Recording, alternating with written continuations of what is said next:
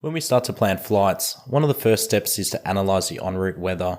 This will help us determine how we want to break up our flight plan. In this exam, you'll need to interpret the route sector wind and temps given in the question.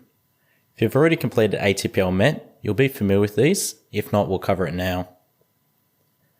Displayed here is an example of a route sector wind and temp that spans between Perth and Alice Springs. All the relevant wind and temperature information is provided here. It is important to keep in mind that the wind forecaster will be in degrees true and has to be converted to degrees magnetic.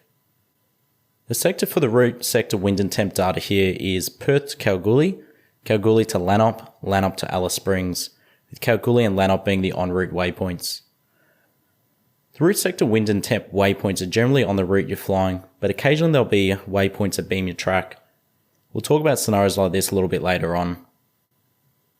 Let's look at the first weather zone between Perth and Kalgoorlie. The information given to you is for flight levels from 185 up to 445.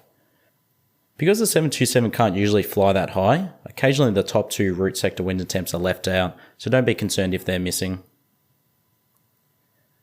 Let's look at flight level 185 data and decode it together. The flight level 185 means this data is for flight level 185. The minus 21 under the ISO column tells us the ISO temperature at flight level 185 is minus 21. They tell us this so we can easily calculate the ISO deviation later.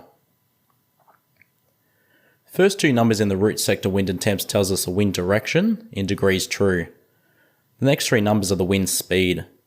The final two numbers represents the actual temperature at that level. Now it's always assumed that this temperature is going to be a negative. So in this case, the wind is 200 degrees true at 25 knots, and the outside air temperature is minus 23 degrees. Because we have the ISO temperature and the outside air temperature, we can easily calculate the ISO deviation. So the ISO deviation in this case would be ISO minus 2. It's important to be comfortable reading and deciphering these route sector wind and temps, as it's going to come up a lot in this exam.